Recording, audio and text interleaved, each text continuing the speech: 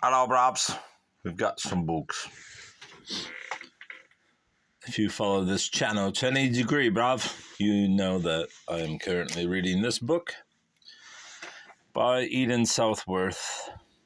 It's a gothic, I guess, romance you could call it. Gothic romance. And I bought it about 3 or 4 years ago. I can't recall where. Probably in the States. Hell. Obviously, I bought it for the title and the cover.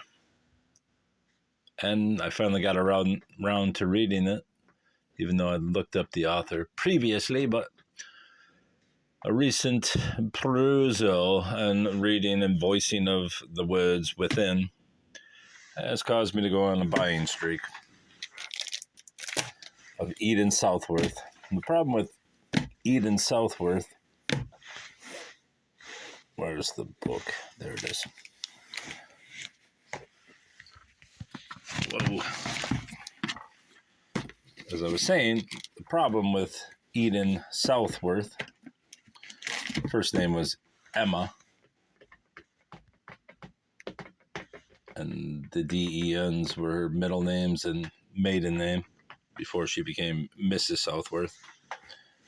The thing with Mrs. Southworth was that there are dozens, maybe not dozens, but handful to a dozen reprints of her books, and most of the good covers were after her death in 1899 when her daughter Charlotte began republishing them in various forms through the early 1900s. And most of them had pictorial covers like this. These were more like the old ones. This one actually may be 1888. Yeah, this is more of the original. Yeah, this may be actual first edition of Fair Play, but I don't know. I can't be sure. Anyway, the early editions looked more like this. The later editions after her death, when her daughter was using the copyright to make some money, which she can't blame her, since her mother wrote possibly up to 90 novels in a 50-year span. Anyway, so I started buying a bunch, and I was like, maybe I got some in my own collection that I don't recall, since I have several shelves full of vintage books. And sure enough, I had this copy of The Mysterious Marriage by A.L. Burt. That's great illustration. These were 60 cents a piece. Yeah, Mrs. Charlotte Southworth Lawrence. May 7th, 1909. The original copyrights 1881, 1889, 1893 by Robert Bonner, who was the publisher of the New York Ledger. Anyway, these are all the books that Charlotte re-released. And like I said, most of them had these quite excellent covers. So I think I've purchased close to 20 books now. Multiple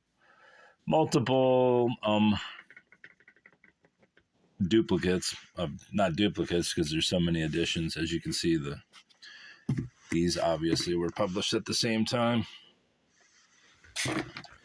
These possibly were published at the same time. And then the other ones, it's just a mishmash of what's what. This looks like it might be published at the same time. A.L. Burt. Nope. That's Donahue. So, yeah. There's no telling which ones, but these ones are pretty obviously. There's a series of these that are pretty obvious. Anyways, let's go on with these.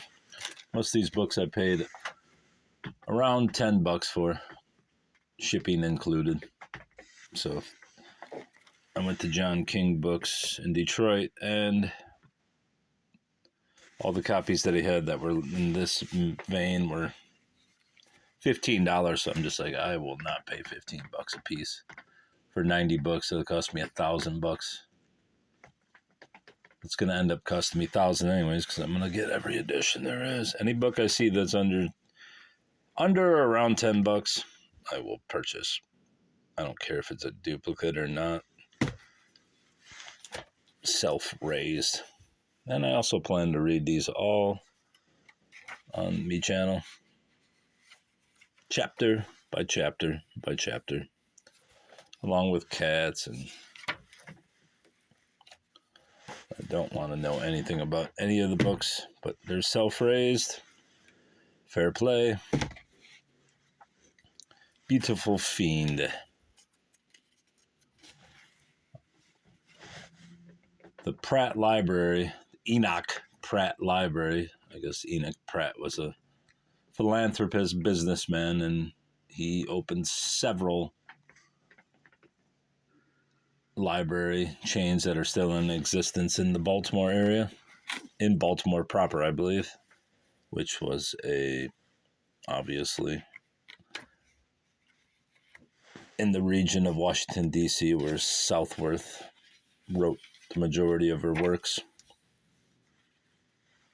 They banned the books, said they were not healthy for the mind, although they weren't bad, since Southworth was a proclaimed Christian, and most of the stories are redeeming stories, despite the bad scenarios placed upon generally women, since Southworth herself was abandoned by her husband, which forced her to write on the side while she was teaching for a pittance. And eventually she became well known and was making upwards of $10,000 a year, working primarily for the New York Ledger as an exclusive writer. Bonner employed several writers such as her, and there was another columnist who was a writer who he was paying $100 per column, which was unheard of money back in the 1850s. And then Bonner would release full page ads, full column pages, and if you've ever seen an old newspaper, they're pretty big. So that's how Southworth began her career as a serialist in newspapers, and eventually her works became world famous. The problem with these books, most of them, these reprints, are that they're cheap paper.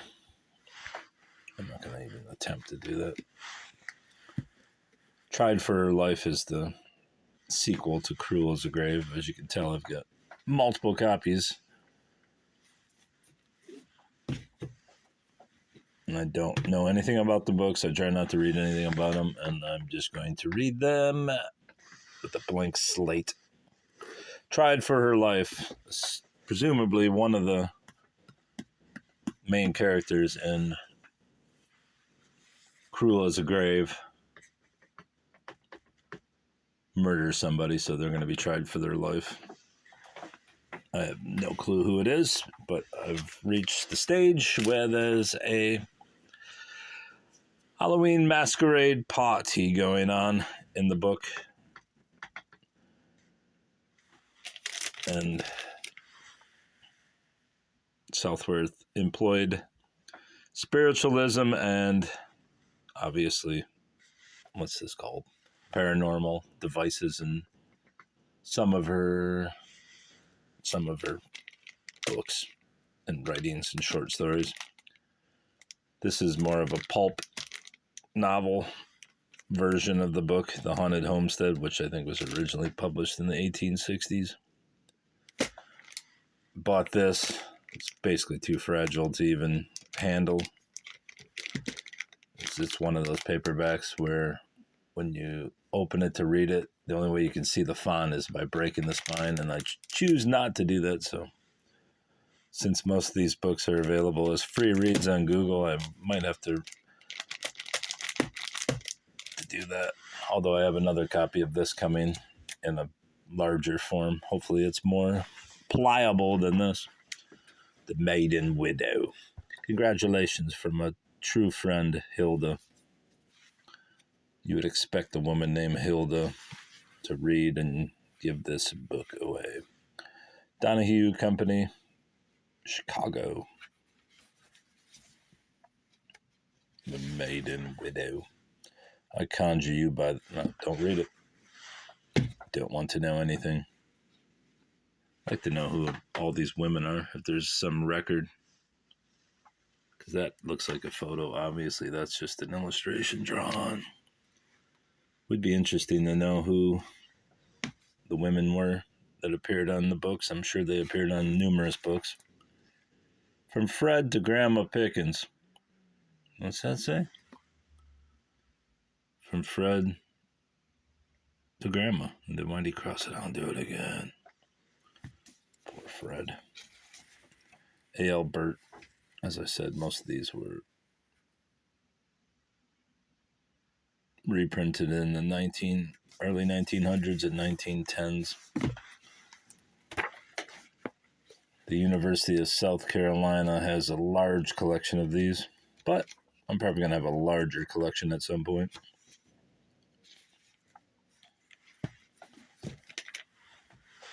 A Deed Without a Name. Sad part is I still have about 10 copies coming. Mabel Whitman, December 25th, 1911. That's Maybelle. Sorry, not Mabel. A.L. Bett. Copyright Robert Bonner. So that would assume that this was before like 1910, which is when Charlotte re-upped the copyright.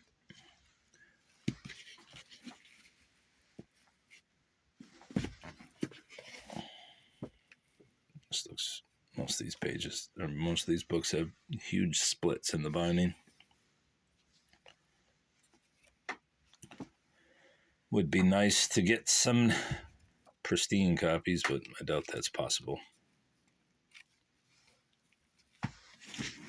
Anyway, expect more of these updates. This book is the most interesting, and this is my reading copy of Cruel as the Grave. I haven't determined which one I'll use for the sequel.